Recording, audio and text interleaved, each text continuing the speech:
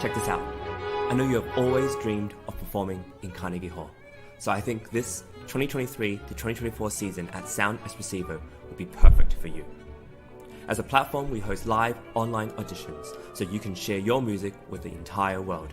Then we send you to incredible in-person venues like Carnegie Hall so you can perform solo, as a duo, as an ensemble, and with orchestra. This year we have a total of 4 gala events at Carnegie Hall, as well as 4 different opportunities to perform with orchestras in the US, in the Czech Republic, and even in Egypt.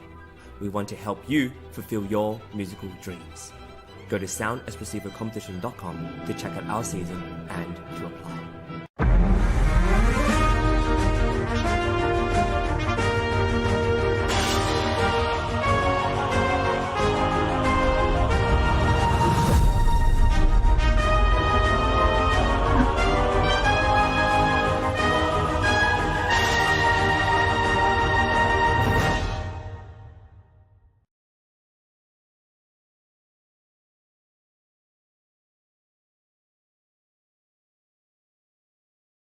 And we're delighted to have with us for an interview Daniel Espen.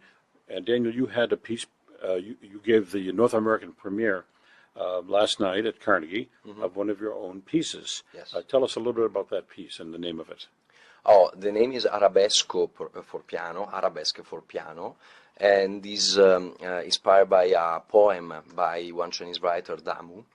And is basically undertitled the Fireflies, because this poem speaks about one lady that during the night is reflecting the stars and the fireflies, and there is this beautiful fairy tale atmosphere in the poem, and that inspired me to write that composition.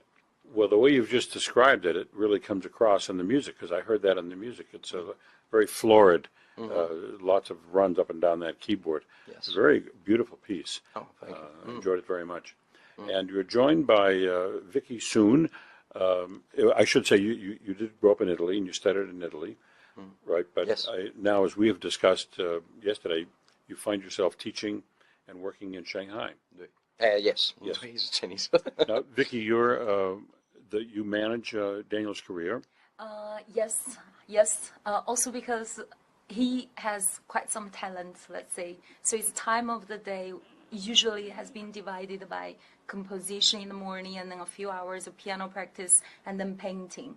So me, I'm kind of like, let's say, business person. So if there's any collaborations or performance things, I would be the one to manage or arrange these things for him. I see. So that he can focus on creating. That's what he enjoys the most. Mm-hmm. And where did you meet? We met in Shanghai. You did? Yeah. We met because I met him as in one of the exhibition that he exhibited some of the portrait artwork that he did. So I wanted to buy a portrait. So I commissioned him first portrait when he moved to Shanghai. So that was how we met each other. I see. So you're also a painter. Yes. Tell us a little bit about how that came about. You're a very gifted gentleman, because you studied piano, violin, and you're also a painter. So. Yeah, but you didn't see yet my work, so we will show you maybe later. Yeah. Tell us about the painting, and how did that come about, that you became a painter? Basically, it's a bit thanks to the family, because my father was a painter as well, and so he taught me how to paint at the beginning, and after I had the beautiful experience to be pupil of Elena Allegretti Camerini, who was also my violin teacher, and she was also amazing painters. And after I studied also actually set design in university, and you have to be a painter to be a set designer. And after I explore more and more my interest in art, and so I go on and I keep painting. I love to paint, to compose, and they are at the same level. I cannot give up any of them. So You gave up on violin? On violin, yes, but it's okay. I cannot do anything. Yeah, at a certain point he couldn't. Well, it's hard juggling so many things. Famously, Leonard Bernstein did so many things, and some people would criticize him. You didn't spend enough time composing. You spent too much time conducting. You did, but in reality, he just did what he had to do. And he did great, actually. That's right. And someone said that no one has the right to criticize a person who does so much. Just let them do it. They're gifted in that way. But I remember, if I'm not wrong, it was or Rubinstein or Horowitz that said that he was a genius in multiple layers, like as a conductor, as a pianist, as a composer. So. And it turns out Gershwin was a painter. Yeah, I know. He made a painting of Arnold Schoenberg. That's right. In fact, I stumbled on an exhibit. I was in Naples, Florida, just 2 weeks ago. And I just went to the museum, and there's this unbelievable exhibit on Gershwin the painter. He owned a Picasso, but he was a gifted painter and also a patron. So you have good mentors. You put me in such a good company that I become a bit shy now. A bit So Vicky, is Daniel getting? You do some booking for him, and where mostly in Shanghai, or is he performing outside? Well, obviously you're in New York today. Yeah. As we all know, in the last few years, yes, was more, let's say, internal in China, due to many reasons, the restrictions and this kind of stuff. But now that everything is open, so we're in New York, and I'm evaluating and looking for opportunities also outside of China. So it's embracing and learning to taking. At the moment, we're also preparing Daniel Espen studio in Shanghai, because we also received several portrait painting commissions. Basically, we're gonna go back on April 8th back to Shanghai. We already have the lady who wants their portrait flew from London to Shanghai to be painted by him. Oh, really? So, so how did that come about? How did you get the commission? Well, let's say in the ancient time or Renaissance, the painting portrait was from the royal families, from rich mansions. They commissioned to the artists. Let's say after I met Daniel, I personally like portrait. I was thinking maybe, I could try and test with China market and see people in Shanghai if they are interested in these ideas. And actually they are. And that's why we got quite some commission. And this one from London was also because a client of mine decided to give a 16 years old daughter a gift as a portrait. And she studies art in London. She's also a local, grew up in London. She studies art, and she was very excited about this idea. And actually they asked if he can paint from a photo.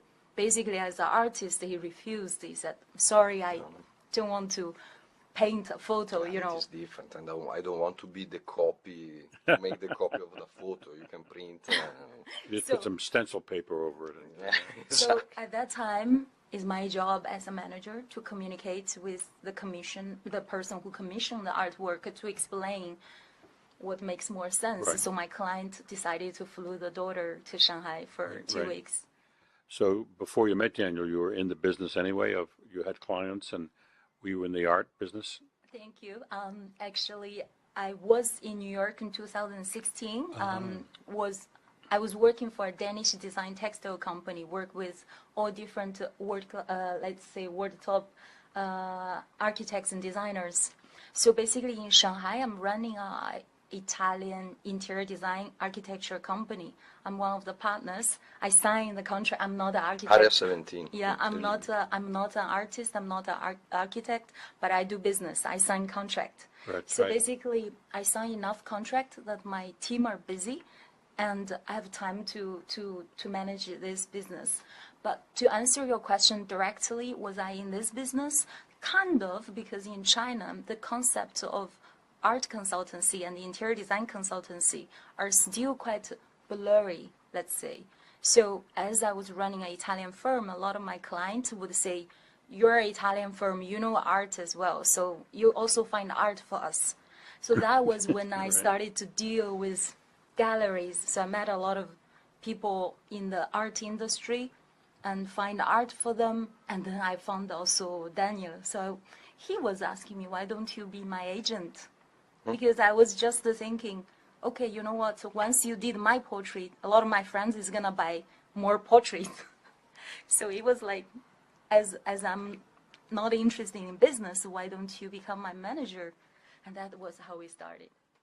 Well, you're a beautiful couple, and you are made for each other, at least professionally, and see what happens personally. But you're very wonderful, and it's a delight to talk to you. You're Vicky Soon and Daniel Espen, and we wish you the best of luck. I have a feeling that you're going to get a lot of work in the United States as well as in China, because you. Why not? I have a big love for the United States because I had the wonderful opportunity also to have a tour, piano tour in Colorado, where I perform my music that are inside my first CD, Archetype, with my music and music of Luca Tessadrelli, that is a wonderful composer.